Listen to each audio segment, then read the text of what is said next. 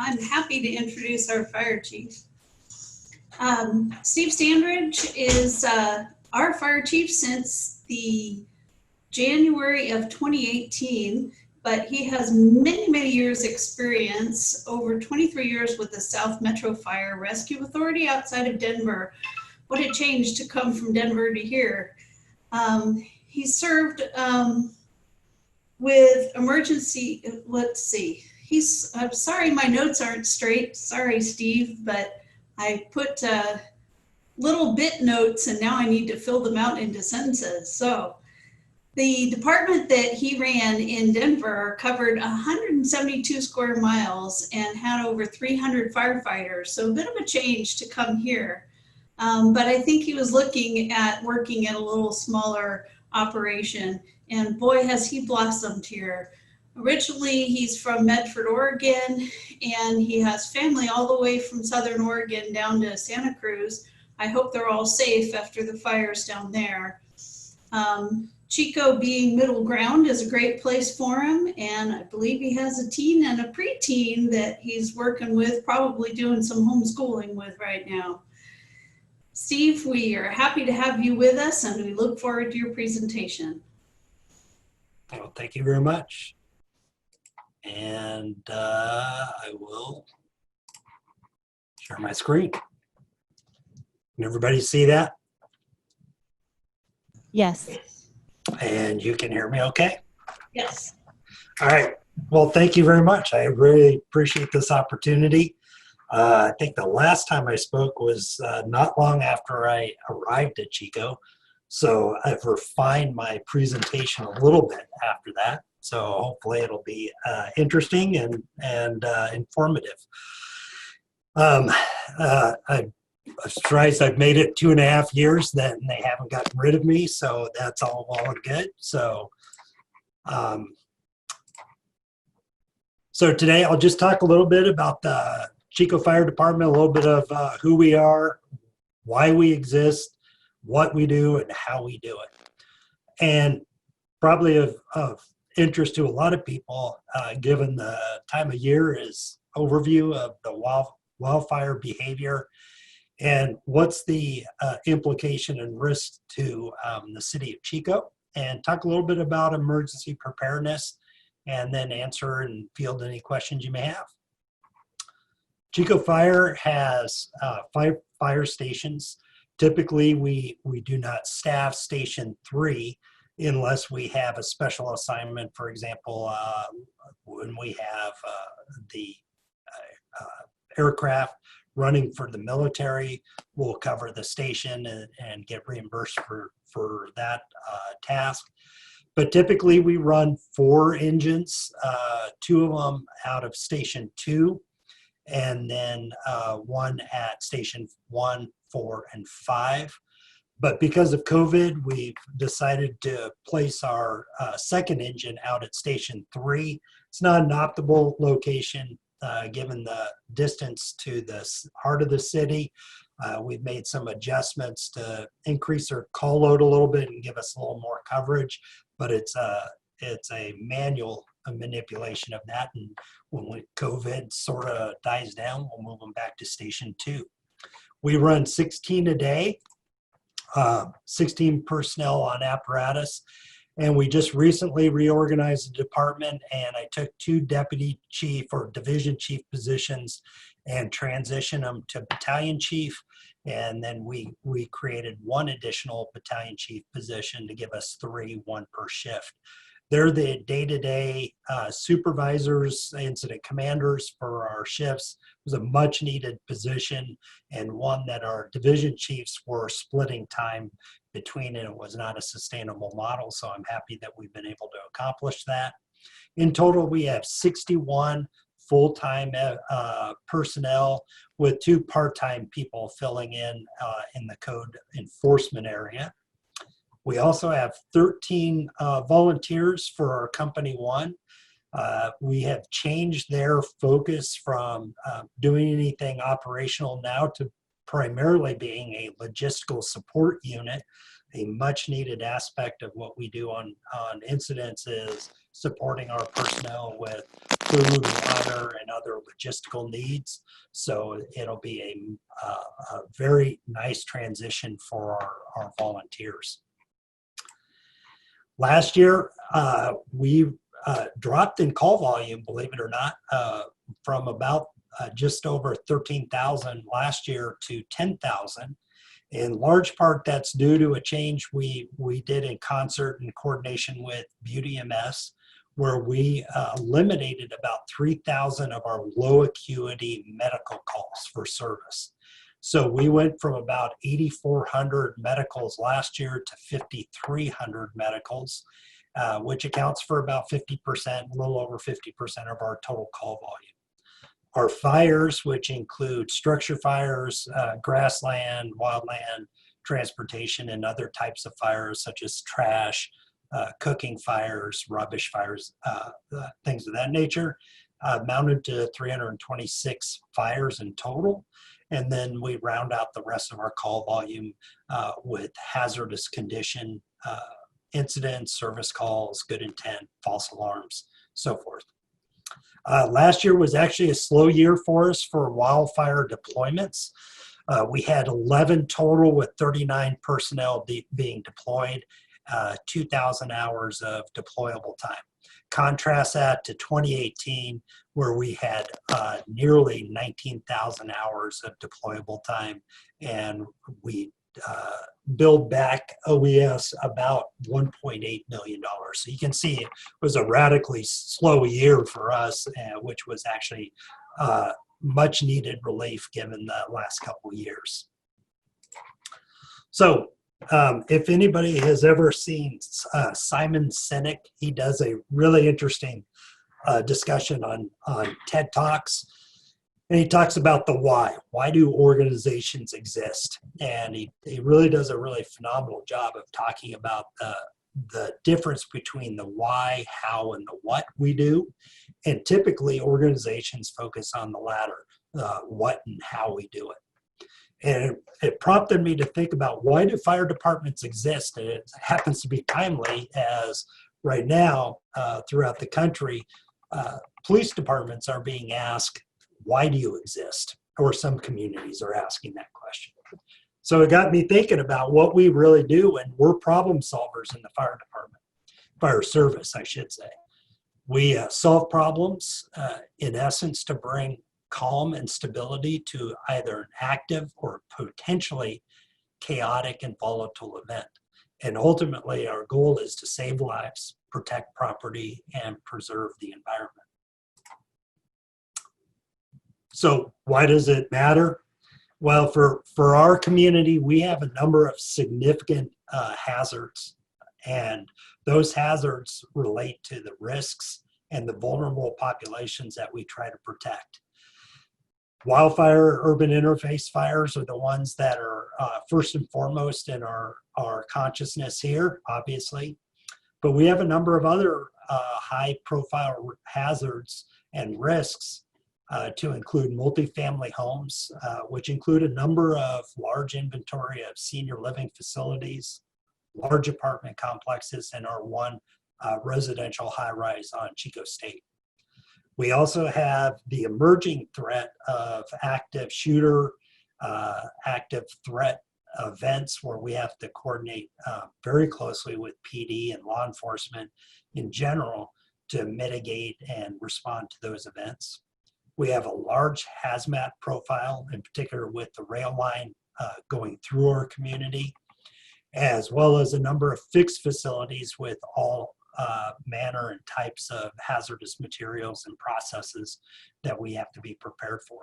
And one that that's really become a recent advent, and you wouldn't think about it much, is modern fire behavior. And we can extend that to the extreme wildfire behavior that we experience in the northern state of California, as well as throughout the country. What we see in modern fire behavior is United Underwriters Laboratories has been really prolific in doing fire behavior research. And one of their early studies they did was looking at what we call legacy furnishings, finishes and building construction materials versus the newer modern versions of those. And they did a study where they take the variables and reduced them down to the modern furnishings. And the one on the right is the modern version of our furnishings, which entails a lot of synthetic materials. So you can see on the left, which is the legacy furnishings, which were about mid to late 80s and before. And now you can see how rapidly the fires can start and spread. And what we see now is where we used to have 10 to 15 minutes before an occupant's space was untenable for maintaining life and health. We now have less than about 4 minutes before a fire can become fully involved in one room and then spread rapidly to the next room. And then for our purposes, building collapse occurs within 10 minutes or less. And as you can see at about 3 minutes and 30 seconds, we get fully involved room and contents fire, whereas on the left-hand side, the legacy, you're barely starting to see the fire start to grow. So this really goes to the concept of why response times are so critical for us and our ability to get water on the fire to protect not only the occupants, but to protect the property and belongings of those people that are affected by a structure fire. So what we do, these are our core services. We have two postures. We have a reactive and a proactive approach. Our reactive approach is responding to incidents for the most part, fires, medicals, rescues of various types to include motor vehicle accidents, water rescues, technical rescues, and these include subsets such as rope rescues, which we conduct a fair number of in the park, building and trench collapses, confined space, and industrial machine entrapments. Again, we have a robust hazmat response, and as part of our responding to incidents, we have a statutory obligation to investigate the fire for origin and cause.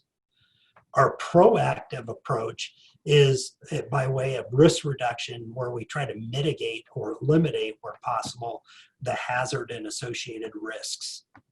Our predominant posture in this regard is code enforcement with respect to inspections, plan reviews.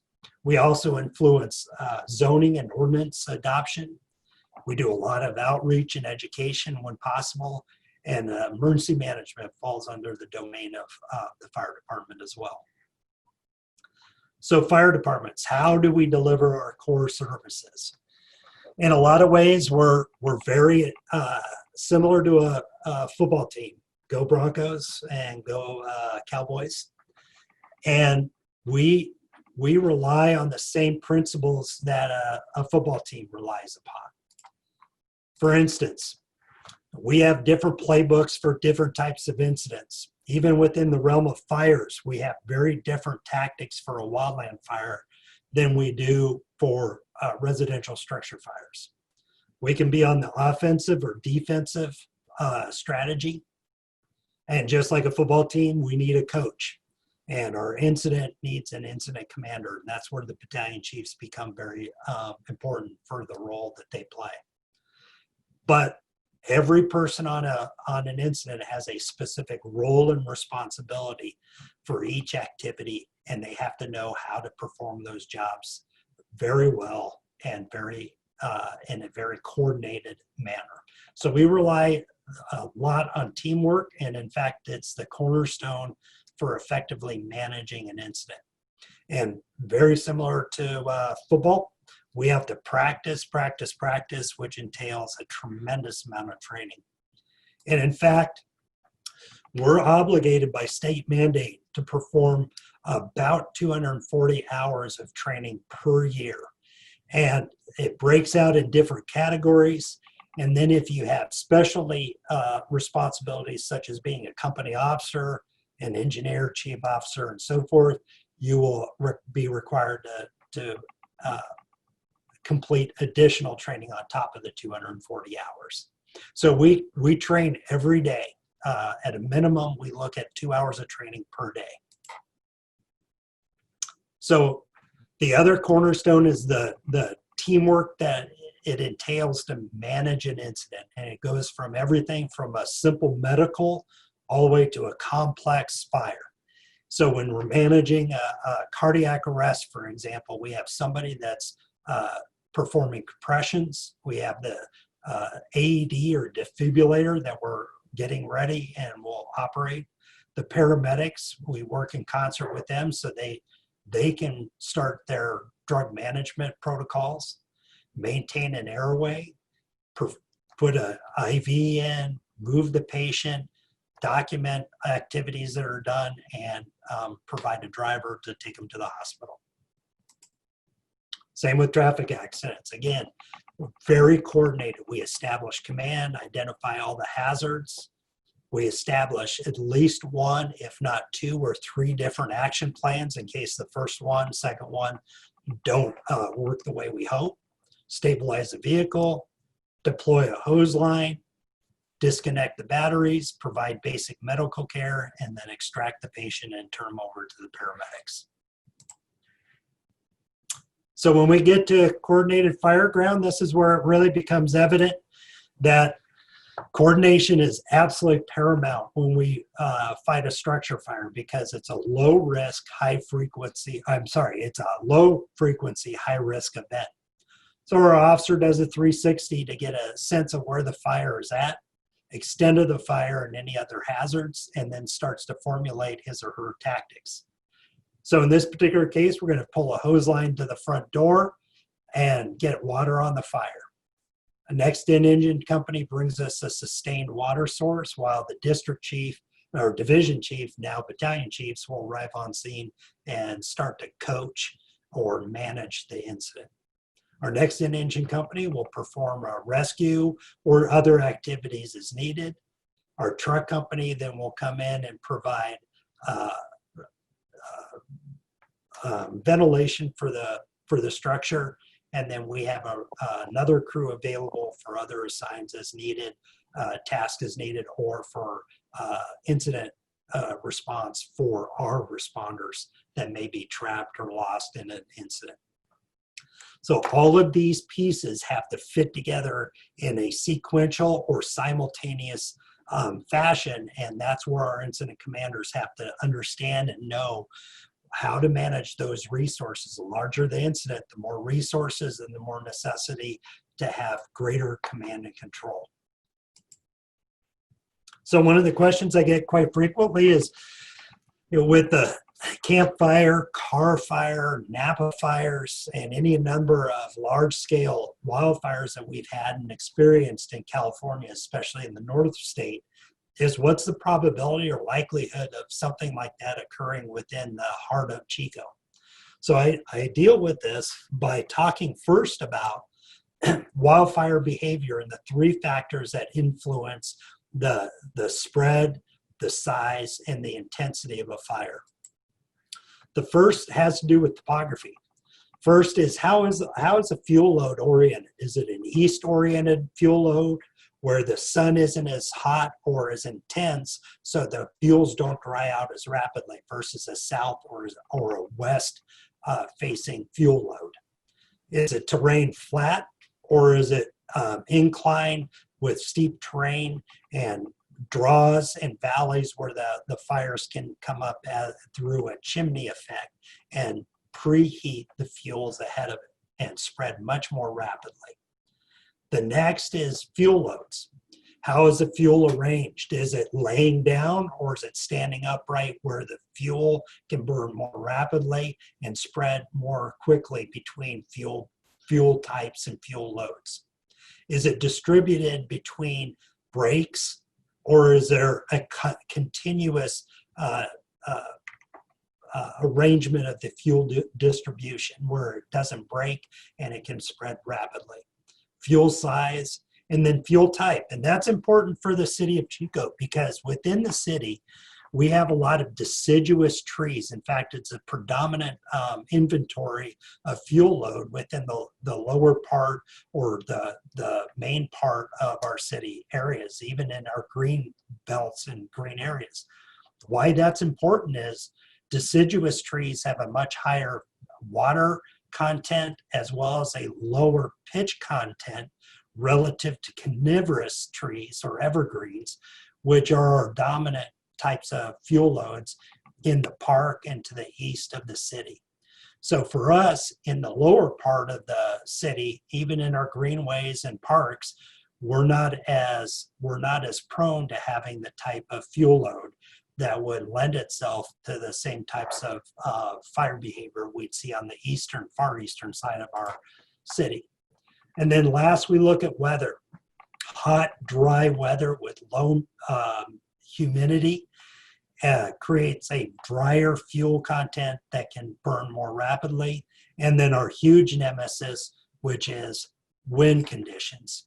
Those wind conditions are what really drive fire behavior, and it can push ember casts miles from the fire front, causing multiple fire fronts to occur at one time, and can spread that fire at such a rapid speed we cannot get ahead of it nor get around it to put the fire out. Interestingly enough, wind-driven fires are a big problem even with respect to structure fires. So we have to attend to how we open up a building or be cognizant of where the winds are blowing so that if the fires get penetrated building, it can push that fire like a blowtorch. So what's really important for us is a rapid and effective fire response that gets enough resources to the fire as quickly as possible to contain it and put it out before it becomes a problem. Fortunately, we have a very good relationship with CAL FIRE, and it's in our joint best interest to share resources. So we've developed a response plan whereby the mutual threat zones are areas that both CAL FIRE and the city of Chico have a mutually beneficial relationship so that we get enough resources as possible to stop and contain the fire. And just like our structure fires, we have a coordinated response. This is not an untypical fire that we would see around the Humboldt area that could spread because of southern winds. And when that first in unit gets on scene, they give an on-scene report, identify additional resources needed, and then start to develop the tactics and employ those tactics to get around the fire.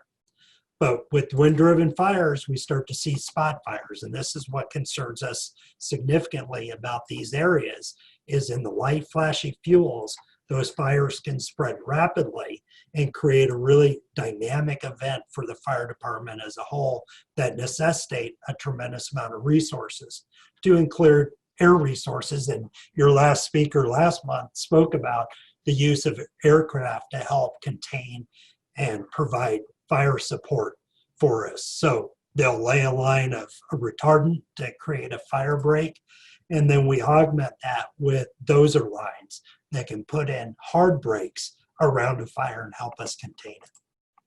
So as you can see, these resources have to be well coordinated. We have to have enough of them to do an adequate job of getting that fire under control.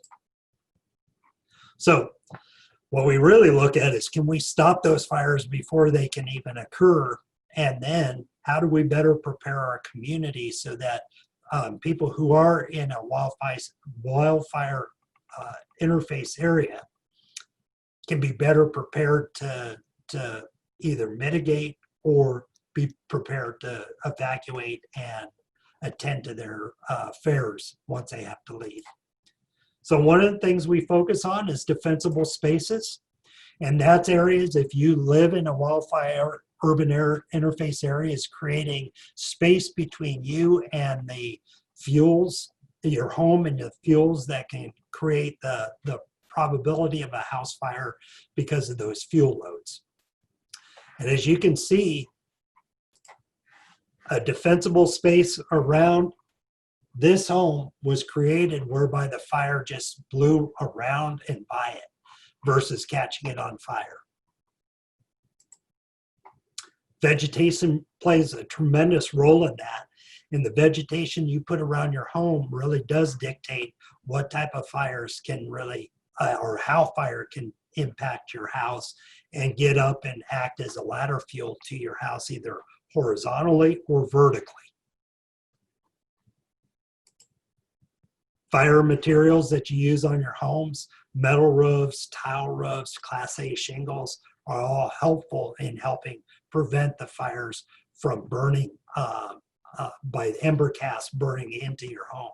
Gutters also are a source of fire. So if you have gutter guards, metal gutters, and then flashing around the edges of your home so that the fires can't get up into the eaves are all very helpful.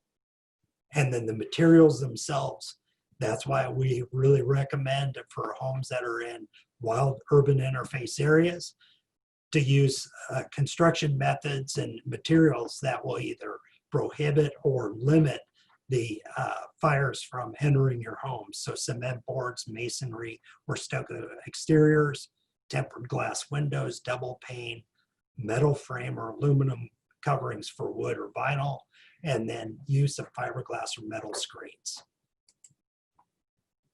So one of the things that we do as part of our responsibility is notifications. Typically, we'll use code red as our primary notification for residents to either evacuate or to protect in place. We'll augment that with door-to-door, and then we use our social media platforms to also get that information out there as well as the local media when we can get that information over to them. I'll also do a plug for a new program that we have called Community Connect. And if you go to the Chico City website and go to the fire department, you can sign up for this. And if you have somebody in your home or you have animals that you want us to know about, it will allow you to put that information in. And when we respond to those incidents, it allows us to access that information on a secure website that only we have access to, but it also tells us that if you had somebody that was bedridden, for example, that you're taking care of, and you want us to know about it, we would attend and adjust our tactics to ensure that we're getting resources there as rapidly as possible to take care of that potential issue. Some basic things to keep in mind is keeping an emergency supply kit and a go kit, 3 days of food, water for each person, keep some prescriptions and special medications at hand in your go kit, eyeglasses, car keys, credit cards, cash, pet food, and you can read down. And I'm not going to read this because I think a better source to go to is to go to either CAL FIRE's wildfire, readyforwildfire.org, or FEMA's ready.gov.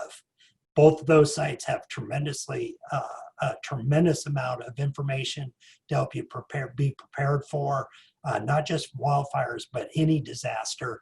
And it will be good information for you to access for you and your family. So that's all I have for this presentation. I hope I kept it under, I forgot to set my timer. So I hope I kept it under the 20 minutes mark. So I am happy to answer any questions you may have. I'll tell you what, Steve, we probably hurt you a little bit on our side of this, but if you have questions for Steve, you can send them to steve.standridge@cityofchico.gov, right? Or comments as well. Steve, we really appreciate your time today. We appreciate your effort with the City of Chico. You're doing a great job. 2.5 years has gone by really quick, and I hope that you stay with the city for a lot longer. Today, we are going to make a contribution in your name to Rotary Centennial Park, our 100th anniversary project that will be starting shortly, as I'm sure you heard a little bit earlier. So thanks again, Steve. Thank you.